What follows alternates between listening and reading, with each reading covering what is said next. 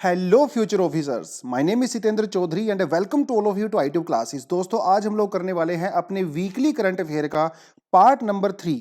Part number 1 और part number 2 already हम लोग पिछले 2 हफ्ते में कर चुके हैं। अगर किसी एस्पिरेंट ने उस पार्ट को नहीं देखा है तो डिस्क्रिप्शन बॉक्स में उसका लिंक मैं आपको दे दूंगा, उस पार्ट को आप जाके जरूर देखें।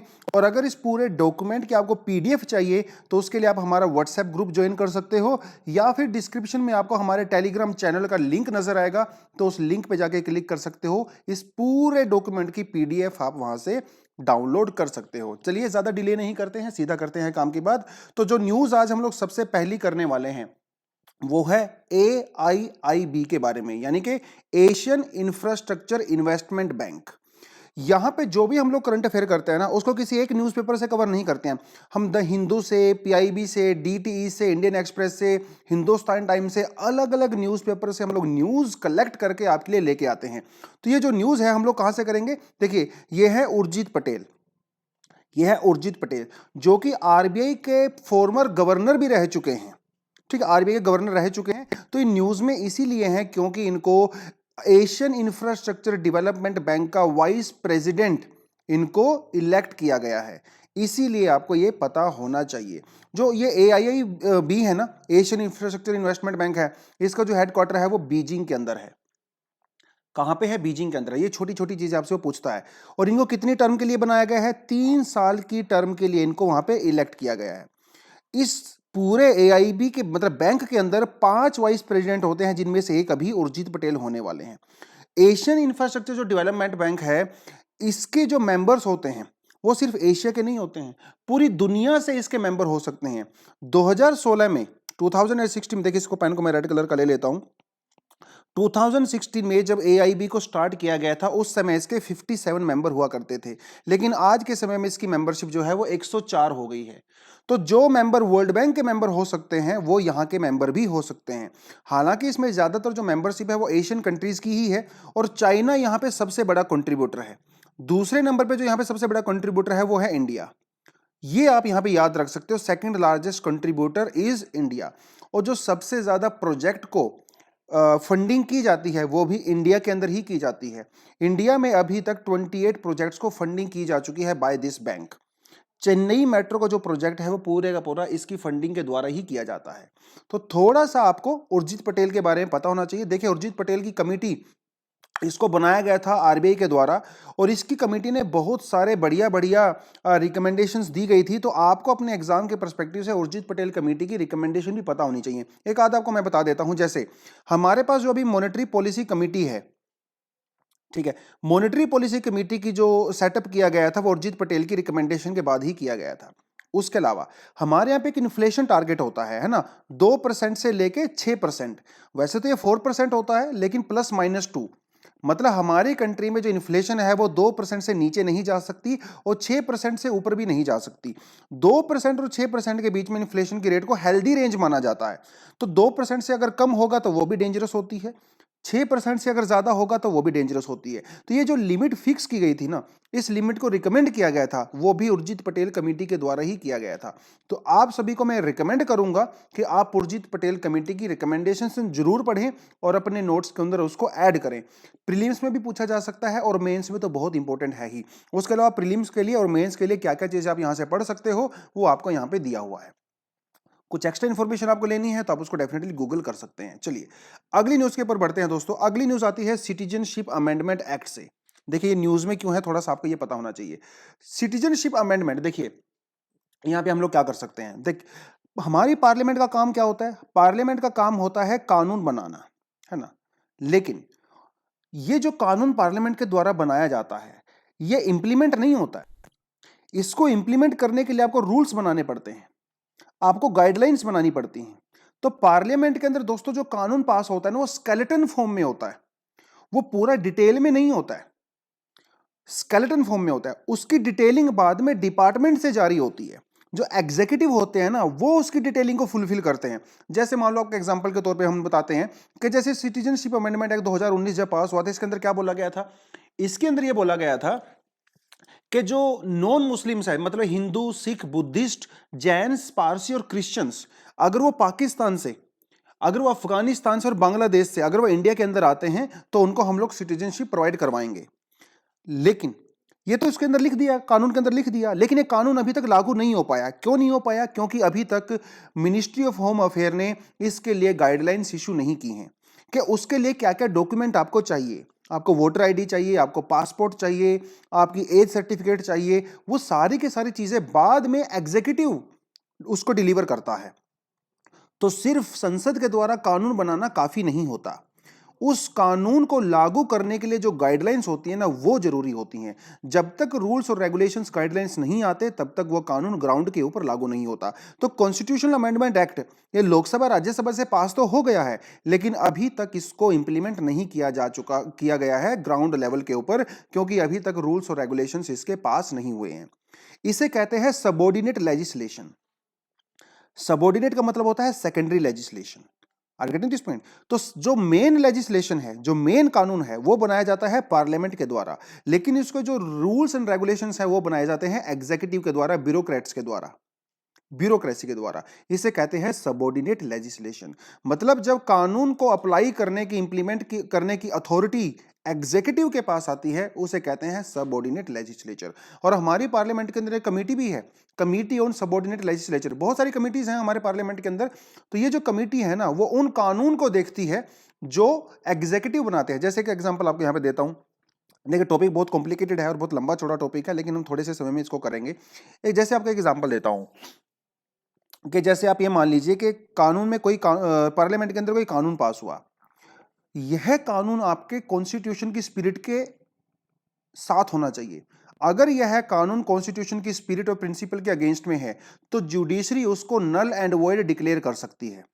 जुडिशियल रिव्यू कर सकते हैं ना हम लोग। जुडिशरी कह सकती है कि देखो भैया, ये कानून जो है वो फंडामेंटल राइट के अगेंस्ट में है, इसलिए मैं इसको इलीगल डिक्लेयर करता हूं।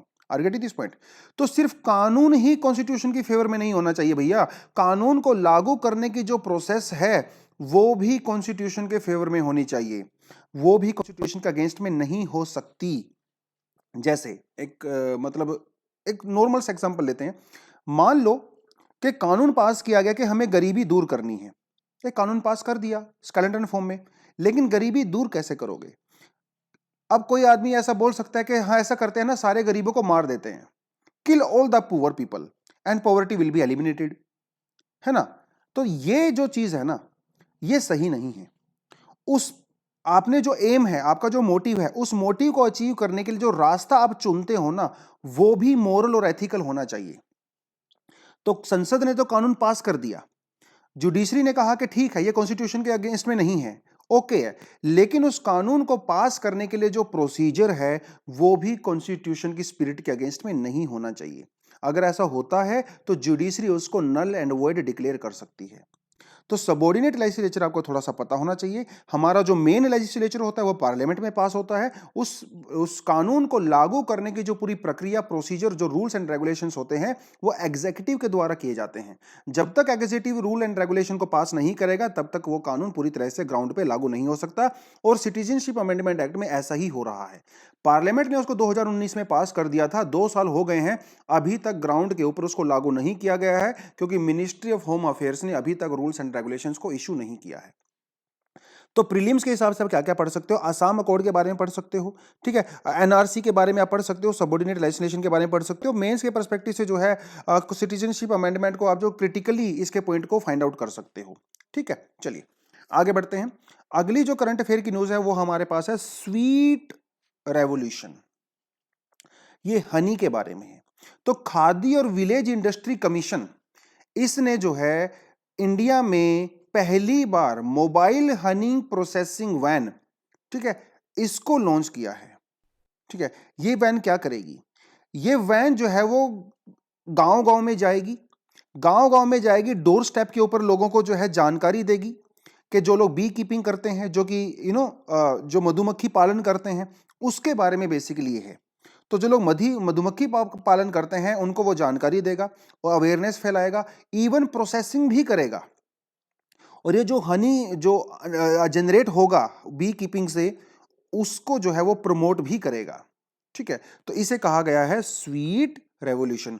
उत्तर प्रदेश में जो है वो इसको लॉन्च किया गया है और बाद में जो है पूरी कंट्री में ही इसको लागू किया जाएगा। ठीक है, तो आपको क्या याद रखना है प्रीलिम्स के लिए कि khadi and village industry commission, ठीक है, इसने इसको लॉन्च किया है। तो आपसे एग्जाम में सिंपल सा क्वेश्चन पूछेगा कि स्वीट रेवोल्यूशन को जो है किसने लॉन्च किया है।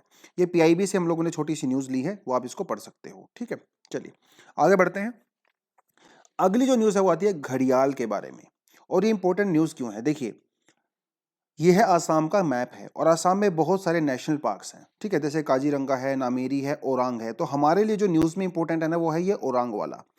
ओरांग वाला जो पहले इसको राजीव गांधी नेशनल पार्क भी कहा जाता था, अब इसका जो है नाम चेंज कर दिया हम लोगों ने। मतलब राजीव गांधी ओरांग नेशनल पार्क था, तो राजीव गांधी वर्ड को हम लोगों ने हटा दिया है। ओरांग नेशनल पार्क का एरिया उसको आसाम की सरकार ने इंक्रीज कर दिया है। क्यों? ताकि यहां पे घड़ियाल को कंजर्व किया जा सके, उनको प्रोटेक्ट किया जा सके, इसीलिए न्यूज में है। ठीक है, तो इसका जितना भी पहला एरिया था उस एरिया को कम से कम यहां पे डबल कर दिया गया है घड़ियाल को कंजर्व करने के लिए। तो ओरांग नेशनल पार्क का जो पहले नाम आपको ये पता होना चाहिए था। 1985 में इसको as a wildlife sanctuary declare किया गया था, लेकिन 1999 में इसको नेशनल पार्क डिक्लेयर कर दिया गया। इसे मिनी काजीरंगा भी कहा जाता है। तो प्रीलिम्स के लिए जो है आप ये चीजें थोड़ी सी घड़ियाल वगैरह के बारे में पढ़ सकते हो। ये इसको आप यहाँ पे काट दीजिए, मैं फाइनल नोट्स में इसको इरेज कर दूंगा, ये आपके लिए जरूरी नहीं है। तो घड़ियाल की एक्चुअली 3 वैरायटी पाई जाती हैं। जो आपकी पिक्चर में आपको दिखाई दे रहा है, ये घड़ियाल है। देखिए इसका मुंह जो है ना वो घड़े के जैसा है, इसीलिए इसका नाम जो है घड़ियाल रखा गया है। ये कोई मैं अपने मन से बना के नहीं कह रहा हूँ, एक्चुअली में रीजन यही है। तो घड़ियाल की दोस्तों 3 कैटेगरी पाई जाती हैं। पहली जो कैटेगरी का होता है उसे कहते हैं घड़ियाल, जो कि नॉर्मल वाला होता है। आईयूसीएन की जो रेड लिस्ट होती है ना, आईयूसीएन की जो रेड लिस्ट होती है उसमें ये क्रिटिकली एंडेंजर्ड है। दूसरी जो कैटेगरी का होता है उसे कहते हैं क्रोकोडाइल, उसको कहते हैं मगर। ठीक है, उसे मगर कहते हैं, मगर क्रोकोडाइल। ये आईयूसीएन की वल्नरेबल लिस्ट में होता है। और तीसरा जो हमारे पास होता है वो होता है सोल्ट वाटर क्रोकोडाइल। ठीक है, सोल्ट वाटर क्रोकोडाइल ये आईयूसीएन की जो है लीस्ट कंसर्न में होता है। तो जो लीस्ट कंसर्न वाले होते हैं, जो वल्नरेबल वाले होते हैं, ये हमारे लिए ज्यादा इंपॉर्टेंट नहीं होते हैं। क्रिटिकली एंडेंजर्ड वाला हमारे लिए खासा इंपॉर्टेंट होता है। उसके अलावा इंडिया का जो वाइल्ड लाइफ प्रोटेक्शन एक्ट है 1972, ये उसके शेड्यूल 1 में भी है। मतलब इसको सबसे ज्यादा प्रोटेक्शन प्रोवाइड करवाई गई है। शेड्यूल 1, शेड्यूल 2, हमारे यहाँ पे 6 शेड्यूल होते हैं वाइल्ड लाइफ प्रोटेक्शन एक्ट के अंदर। हर शेड्यूल के बारे में आपको पता होना चाहिए, एग्जाम में डायरेक्टली यहाँ से क्वेश्चन पूछा जाता है। तो जो शेड्यूल 1 और शेड्यूल 2 के अंदर जो एनिमल्स होते हैं, स्पीसीज होते हैं, उनको सबसे ज्यादा प्रोटेक्शन होती है। शेड्यूल 6 के अंदर जो स्पीसी होते हैं बेसिकली वो प्लांट स्पीसीज होते हैं। ठीक है, वो सारी की सारी चीजें यहाँ पे होती हैं। उसके अलावा हमारे पास जो साइट्स होता है, ठीक है, कन्वेंशन ऑन जो इंटरनेशनल जो ट्रेड होती है एंडेंजर्ड स्पीसीज में जो साइट्स होता है, साइट्स के अंदर भी जो है इसको अपेंडिक्स 1 में रखा गया है। अपेंडिक्स 1, अपेंडिक्स 1 का मतलब ये वो स्पीसीज होते हैं जिसकी आप इलीगल ट्रेड बिल्कुल भी नहीं कर सकते। इसको इंटरनेशनली ट्रेड करना बैन किया गया है। ठीक है, बैन किया गया है। तो ये थोड़ा सा आपको पता होना चाहिए। वैसे तो हमारा जो चंबल वाला एरिया होता है वहां पे ज्यादातर ये पाए जाते हैं, लेकिन एक चीज आपको और मैं बता दूं, उड़ीसा एक इंडिया का एकमात्र ऐसा स्टेट है जहां पे तीनों कैटेगरी के क्रोकोडाइल्स पाए जाते हैं। वहां पे आपको घड़ियाल भी मिलेगा, मगर भी मिलेगा और सोल्ट वाटर भी मिलेगा, तीनों होते हैं। तो थोड़ा सा आपको ये बारे में पता होना चाहिए था घड़ियाल के बारे में। ओरांग नेशनल पार्क के बारे में भी आप थोड़ी बहुत जानकारी लेना चाहते हो तो आप गूगल करके उसको जो है विकिपीडिया से पढ़ सकते हो। ठीक है, आपको मैं क्वेश्चन यहाँ पे पूछता हूँ, आप कमेंट सेक्शन में ये बताइए कि इंडिया में कौन से स्टेट के अंदर maximum number of national parks हैं। ठीक है, कमेंट सेक्शन में आप इसका आंसर हमें बता सकते हो। चलिए अगले क्वेश्चन की तरफ बढ़ते हैं। अगले क्वेश्चन को हम लोग करते हैं कहां से, प्लेसेस इन न्यूज। बहुत बार वो प्लेसेस इन न्यूज पूछ लेता है एग्जाम में। तो अगर ये जो न्यूज आती है ना दोस्तों, ये कहां से आती है? ये न्यूज आती है आपकी उज्बेकिस्तान, कजाकिस्तान से। कजाकिस्तान के अंदर क्या चल रहा है? कजाकिस्तान के अंदर चल रहे हैं इस समय रायट्स चल रहे हैं, क्योंकि कजाकिस्तान में जो ज्यादातर लोग जो व्हीकल्स चलाते हैं, जो गाड़ियां वगैरह चलाते हैं, वो सीएनजी पे चलाते हैं। और कजाकिस्तान के अंदर सीएनजी बहुत ज़्यादा महंगी हो गई है, जिसकी वजह से सड़कों पे लोग वहाँ पे आ गए हैं, उन्होंने तोड़फोड़ शुरू कर दी है। इवन वहाँ का जो प्रेसिडेंशियल पैलेस है उसको भी आग लगा दी गई है। तो वहाँ की जो पुलिस है, जो आर्मी है, वो इस समय लोगों को बुरी तरह से मार रही है।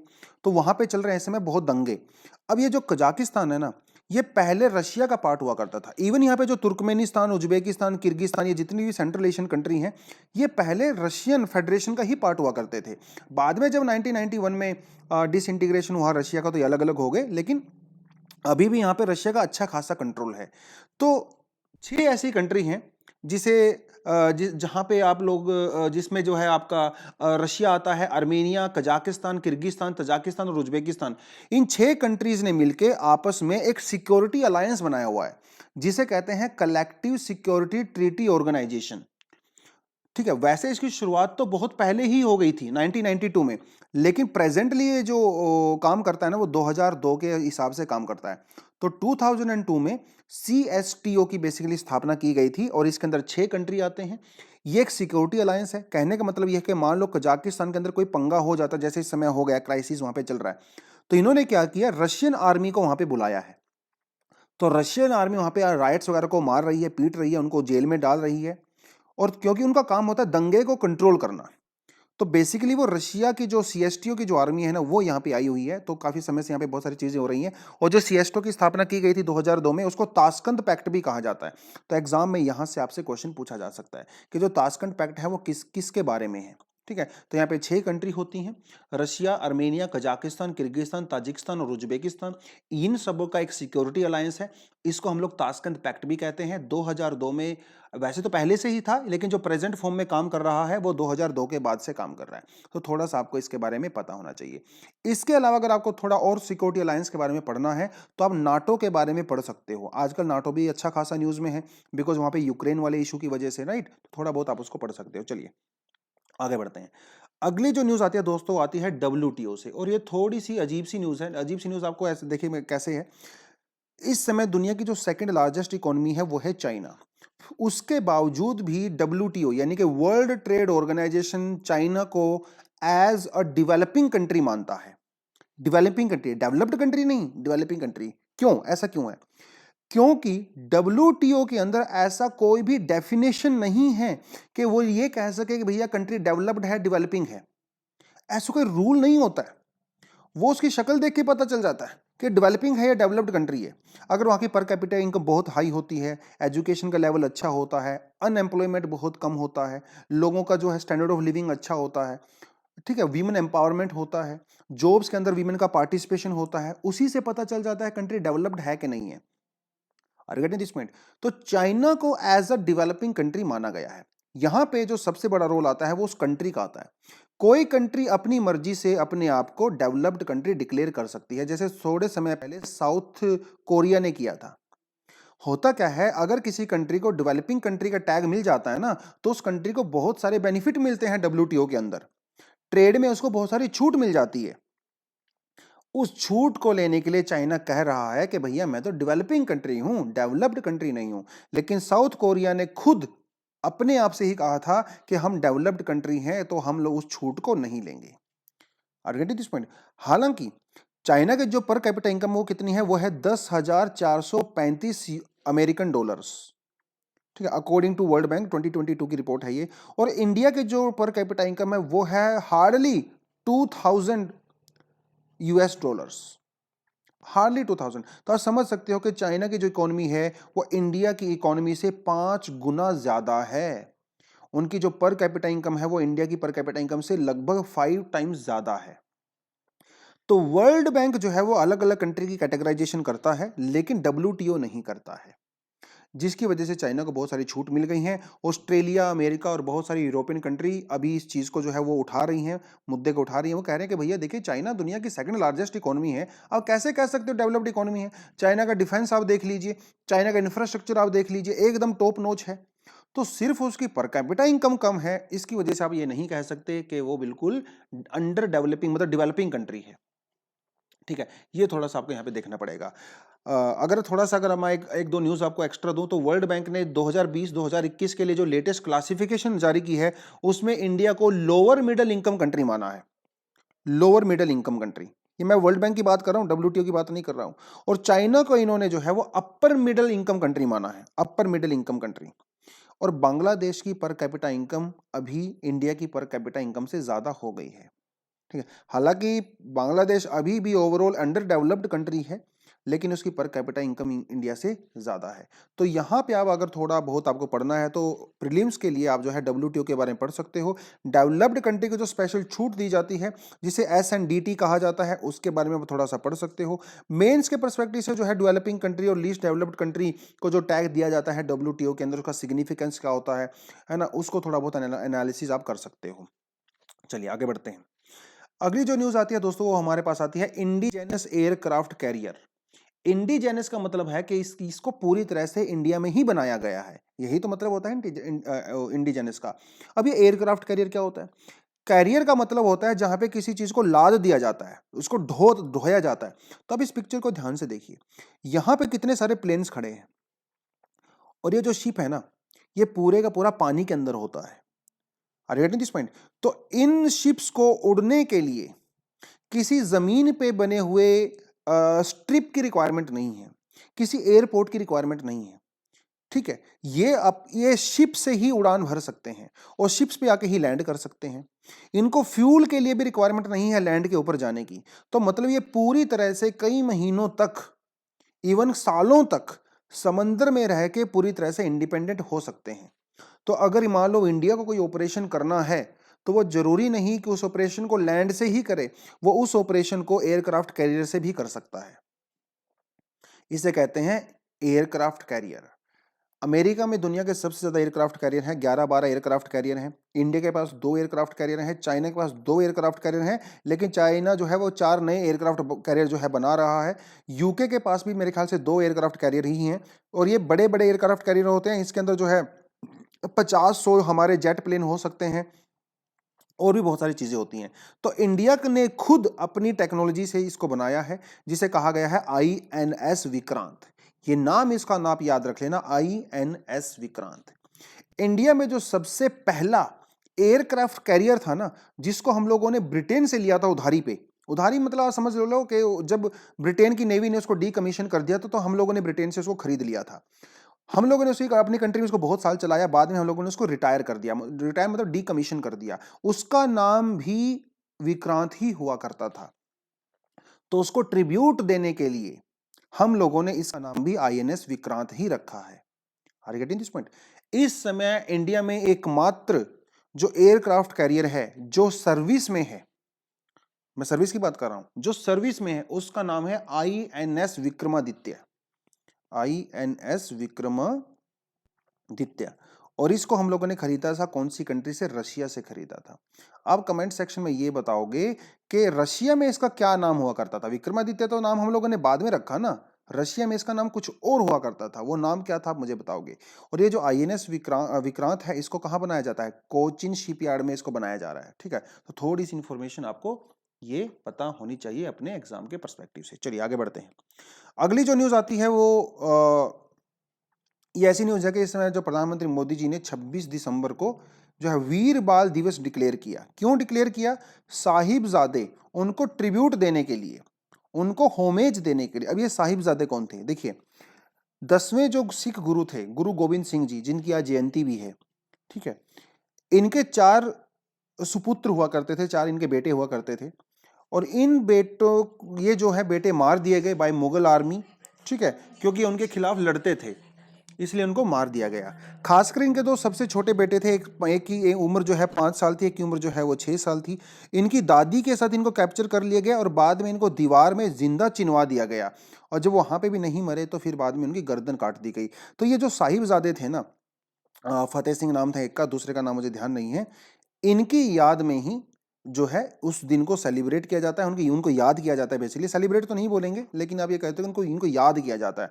तो उनकी याद में 26 दिसंबर का दिन जो है आज के बाद इंडिया में वीर बाल दिवस के रूप में मनाया जाएगा। तो थोड़ा सा आपको ये पता होना चाहिए। गुरु गोविंद सिंह जी के बारे में आपको कुछ पढ़ना है तो आप वो भी पढ़ सकते हो। पटना में पैदा हुए, उसके बाद पंजाब में, और वो सारी चीजें है ना हिस्ट्री में, और वो सबको पता ही है। तो मुगल आर्मी खासकर औरंगजेब के समय में ये एक्टिव थे। ठीक है, अगली जो न्यूज आती है दोस्तों, आती है रेड सेंटर से, जिसे जो है चंदन भी कहते हैं। आजकल एक मूवी बहुत हिट हो गई है जिसका नाम है पुष्पा। तो पुष्पा जो मूवी है ना, वो उसमें पूरा यही दिखाया गया है कि किस तरह से साउथ इंडिया में, खासकर आंध्रा में, तेलंगाना वाले रीजन में जो है वो तस्करी होती है, इलीगल ट्रेडिंग की जाती है रेड सेंडर्स की। तो उसके बारे में ही था ये। पहले रेड सैंडर्स जो है वो उसको एंडेंजर्ड कैटेगरी में रखा गया था। बाद में जब इसको हम लोगों ने कंजर्व किया अच्छा खासा। देखिए एक चीज आपको मैं बता दूं कि जो रेड सेंटर है ना वो इंडिजेनस है, मतलब इंडिया में ही पाया जाता है, ठीक है, एंडेमिक है। रेड सेंटर कहीं और दूसरे देश में नहीं पाया जाता, सिर्फ इंडिया में पाया जाता है। तो पहले ये एंडेंजर्ड कैटेगरी में हुआ करता था। जब इंडिया की गवर्नमेंट ने, स्टेट गवर्नमेंट्स ने इसके कंजर्वेशन के लिए एफर्ट्स लिए तो इसको एंडेंजर्ड कैटेगरी से रख के नॉर्मल कैटेगरी में रख दिया गया। लेकिन अभी लेटेस्ट आईयूसीएन ने इसको दोबारा से एंडेंजर्ड कैटेगरी के अंदर डाल दिया है। अपनी इसको जो रेड लिस्ट होती है ना आईयूसीएन की, उसके इसको एंडेंजर्ड कैटेगरी में डाल दिया, मतलब दोबारा से इसके ऊपर खतरा बढ़ गया है। इस स्पीसीज का जो साइंटिफिक नेम है वो आप यहाँ पे क्लियरली देख सकते हो, ठीक है। प्रोनाउंसिएशन मुझे आएगा नहीं, लेकिन आप सिर्फ नाम इसका याद रखना है तो उसको याद रख सकते हो। ईस्टर्न घाट एरिया में पाया जाता है और इंडिया का एंडेमिक ट्री है, ठीक है। एंडेमिक मतलब खासकर आपको ये आंध्र प्रदेश और जो है तेलंगाना वाले रीजन में पाया जाता है, ठीक है। उसके अलावा साइट्स के जो है अपेंडिक्स 2 में आता है। साइट्स में जो अपेंडिक्स 1 में आते हैं उनको हाईएस्ट लेवल ऑफ प्रोटेक्शन होती है। इंडिया में जो वाइल्ड लाइफ प्रोटेक्शन एक्ट है उसके शेड्यूल 2 में रखा गया है, शेड्यूल में 1 में नहीं रखा गया, थोड़ा आप ध्यान रखना है इस चीज को, ठीक है। जो 1 में होते हैं उनको हाईएस्ट लेवल ऑफ प्रोटेक्शन होता है, 2 वालों को उतनी ज्यादा प्रोटेक्शन नहीं होती है। चलिए, तो यही था रेड सेंटर्स के बारे में, कुछ और खास तो नहीं था, बस ये आपको पूछ सकता है। अगर आपको प्रीलिम्स के लिए पढ़ना है तो आप आईयूसीएन वगैरह के बारे में डिटेल में जाके पढ़ सकते हो, ठीक है। इसके रेड लिस्ट के बारे में पढ़ सकते हो। इंडिया में कौन कौन से जो स्पीसीज हैं वो क्रिटिकली एंडेंजर्ड हैं उनकी लिस्ट को आप याद कर सकते हो। प्रीलिम्स के में आपसे कई बार वो क्वेश्चन यहां से पूछ लेता है। आगे बढ़ते हैं। अगली जो न्यूज आती है, छोटी सी न्यूज है प्रीलिम्स के लिए, वो आती है तुर्कमेनिस्तान से। देखिए तुर्कमेनिस्तान में इस तरह की अगर आप गूगल वगैरह करोगे ना, यूट्यूब वगैरह करोगे तो आपको ये देखने को मिलेगा। एक बहुत बड़ा एरिया है, उस एरिया में यहाँ पे एक सिंक होल है। सिंक होल मतलब एक गड्ढा सा बना हुआ है और उस गड्ढे के अंदर जो है 24 घंटे हमेशा आग जलती रहती है। आप बोलोगे सर वो आग कहां से आती है? वो आग आती है नीचे से, नेचुरल गैस जो निकलती है ना उसके अंदर से आती है।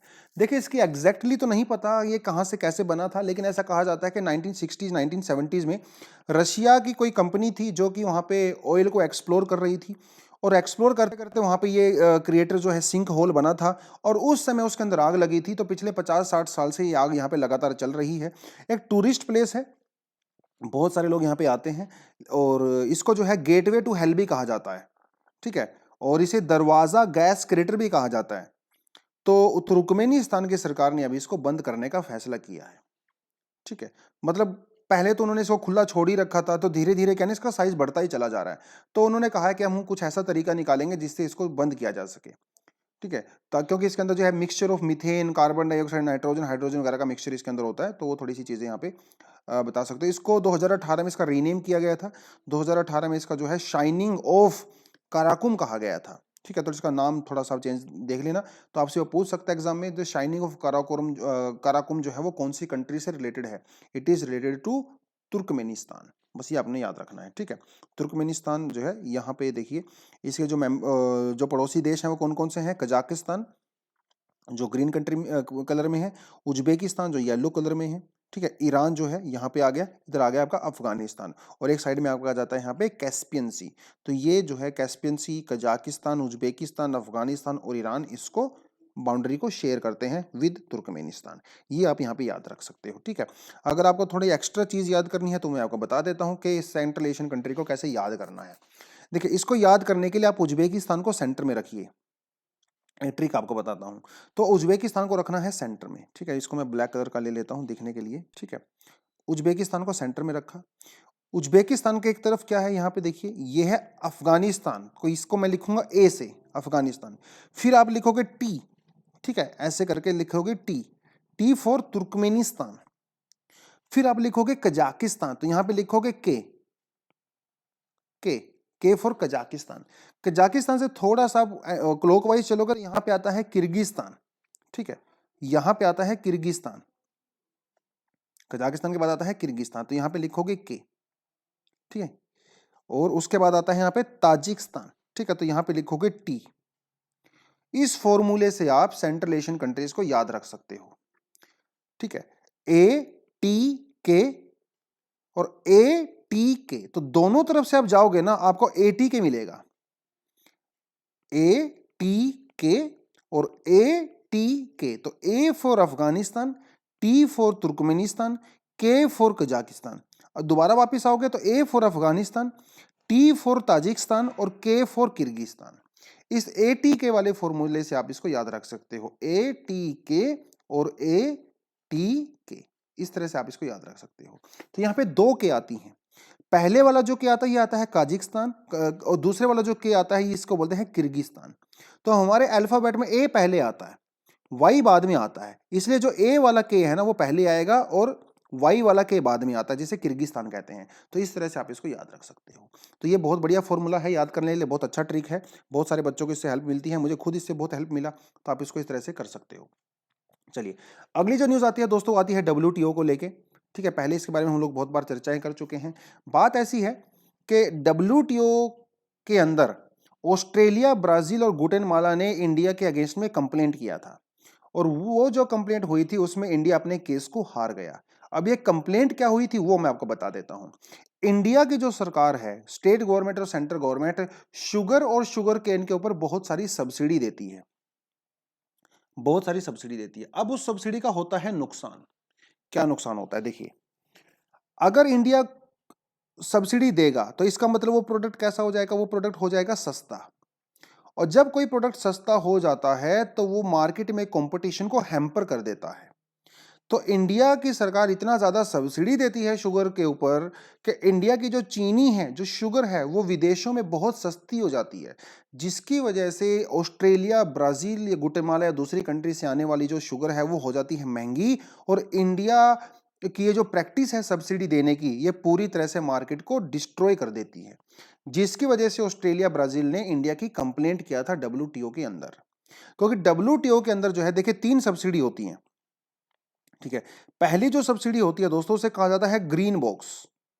ठीक है, ग्रीन बॉक्स। दूसरी जो सब्सिडी होती है इसे इसे कहा जाता है ग्रे बॉक्स।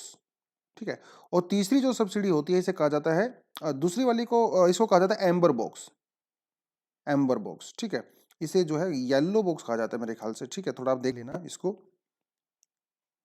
तो ग्रीन और येलो के अंदर जो सब्सिडी होती है वो पूरी तरह से अलाउड होती है। ठीक है, लेकिन जो एम्बर बॉक्स के अंदर जो सब्सिडी होती है वो अलाउड नहीं होती है। इसे WTO के अंदर बैन किया गया है, बंद किया गया है, क्योंकि अगर कोई कंट्री अपने एग्रीकल्चर प्रोडक्ट के ऊपर अगर 10% से ज्यादा सब्सिडी देती है तो WTO के अंदर वो अलाउड नहीं है। और इंडिया इस समय शुगर के ऊपर 10% से ज्यादा सब्सिडी देता है। That is why Australia, Brazil वगैरह ने इंडिया की कंप्लेंट किया था, और इंडिया फाइनली इस केस को हार भी गया है अनफॉर्चुनेटली। तो ये जो एग्रीकल्चर के ऊपर जो सब्सिडी दी जाती है, ठीक है, इसको लागू किया गया था WTO के उरुग्वे राउंड के तहत, जो कि 1986 और 1994 के बीच में हुआ था। ठीक है, ये आपने थोड़ा सा याद रखना है। देखिए, टाइप ऑफ सब्सिडी मैंने आपको बता ही दिया है, और एग्रीकल्चर के ऊपर जो अग्रीमेंट होता है इसे कहते हैं अग्रीमेंट ऑन एग्रीकल्चर। इंडिया के ऊपर एलिगेशंस लगाए गए हैं कि इंडिया बहुत ज्यादा सब्सिडी देता है। इसका आउटकम ये होता है कि इससे प्रोडक्शन बढ़ती है, प्रोडक्ट डिमांड कम है, प्रोडक्शन ज़्यादा है, प्रोडक्शन ज़्यादा होने से लो प्राइस हो जाता है, लो प्राइस होने से जो है वो इंडिया का जो एक्सपोर्ट है वो चीप हो जाता है, जिसकी वजह से ऑस्ट्रेलिया इन कंट्री को नुकसान होता है। ठीक है, और जब प्रोडक्ट इतना सस्ता हो जाएगा तो शुगर मिल बेचारे क्या करेंगे, डिमांड तो है नहीं, तो शुगर मिल इसको एक्सपोर्ट करेंगे, और क्योंकि डिमांड नहीं है, प्रोडक्ट जो है वो सस्ता हो गया है, तो शुगर मिल वाले बहुत बार किसानों को पैसा भी नहीं दे पाते हैं, जिसकी वजह से यहाँ पे अलग समस्याएं होती हैं। तो सरकार ने इसका एक सोल्यूशन निकाला है। सरकार ने कहा है कि हम लोग शुगर से क्या करेंगे, शुगर से हम लोग इथेनॉल बनाएंगे, और उस इथेनॉल को जो है पेट्रोल और डीजल के अंदर मिक्स करेंगे और फिर बेचेंगे। इससे 2-3 फायदे होंगे। पहला फायदा तो ये होगा, जो शुगर केन का एक्स्ट्रा प्रोडक्शन होता है उसको हम लोग कंज्यूम कर सकते हैं इथेनॉल के थ्रू। दूसरा फायदा ये होगा कि जो पेट्रोल डीजल को हम लोग इंपोर्ट करते हैं, पेट्रोलियम प्रोडक्ट्स को इंपोर्ट करते हैं, वहां पे हमारा पैसा बचेगा। लेकिन ये थोड़ा मेंस के पर्सपेक्टिव से एनालिसिस हो जाता है, लेकिन ज़्यादातर हम लोग अपने करंट अफेयर में जो है प्रीलिम्स के ऊपर ज़्यादा फोकस करते हैं। ठीक है, तो थोड़ा अगर आपको इस इशू को पढ़ना है तो आप उसको पढ़ सकते हो। प्रीलिम्स के हिसाब से जो है आप थोड़ा WTO के बारे में पढ़ सकते हो। ठीक है, WTO को पहले गाट कहा जाता था, general agreement on tariff and trade. बाद में 1995 में, ठीक है, इसको WTO बनाया गया। उससे पहले तो ये जो है वही हुआ करता था, गाट कहा जाता था। तो it was establish in 1995 as a WTO। थोड़ा बहुत आप इसके बारे में पढ़ सकते हो। उरुग्वे राउंड का जो आपको मैंने बता ही दिया, from 1987 to 1995 for the agriculture agreement on agriculture. और ये फाइनली कहाँ पे डिसाइड हुआ था, मरक्कश एग्रीमेंट इसको बोलते हैं। ठीक है, मरक्कश, मोरक्को में है, मरक्का, मरक्कश, उसको कहा जाता है। ठीक है, तो थोड़ा बहुत अगर आपको पढ़ना है तो डॉक्यूमेंट मैं आपको दे ही दूंगा, वहां से जाकर पढ़ सकते हो। अगर अलग से इस टॉपिक को मैं करवाऊंगा तो कम से कम 2-3 घंटे का टॉपिक है। क्लास में जब हम लोग करते हैं तो 2 घंटा कम से कम इस टॉपिक पे दिया जाता है, तो इतना तो हमारे यहाँ पे हम लोग नहीं दे सकते क्योंकि करंट अफेयर की छोटी सी हमारी क्लास होती है। चलिए अगला टॉपिक करते हैं दोस्तों। अगला टॉपिक है कृष्णा वाटर डिस्प्यूट को लेके। ठीक है, कृष्णा वाटर डिस्प्यूट में क्या है, ये पूरा मामला फंसता है। देखिए जो हमारी साउथ एशियन जो साउथ इंडियन स्टेट्स है ना, यहाँ पे जो ज्यादातर रिवर्स हैं वो इंटर स्टेट रिवर हैं। मतलब वो रिवर किसी एक जगह पे ओरिजिनेट होती है एक स्टेट में, दूसरे स्टेट से पार होती है, तीसरे स्टेट में जाती है, फिर वो अरेबियन सी में या फिर बे ऑफ बंगाल में जाके वो गिर जाती है, जिसकी वजह से वहां पे होता है डिस्प्यूट, क्योंकि वहां पे पानी की डिमांड बहुत ज्यादा होती है। हालांकि जो नॉर्थ इंडियन जो रिवर्स हैं वो तो ऑल सीजनल रिवर्स होती हैं, लेकिन जो साउथ इंडिया के जो रिवर्स हैं वो मोस्टली रिवर्स सीजनल रिवर्स होती हैं। ज्यादातर वो क्या करती हैं, मॉनसून के दौरान उनके अंदर पानी रहता है, लेकिन विंटर के टाइम में वो लगभग ड्राई हो जाती हैं, तो जिसकी वजह से वहां पे हो जाते हैं क्लैश। तो कृष्णा वाटर, कावेरी, गोदावरी, इन रिवर्स, पेरियार रिवर को लेके बहुत ज्यादा क्लैशेस होते हैं, तो उसके बारे में ही ये पूरे का पूरा मामला सामने आता है। तो कृष्णा रिवर के ऊपर ये डैम बना हुआ है, ठीक है, जिसे जो है हम लोग श्रीशैलम रेजर्वोयर कहते हैं।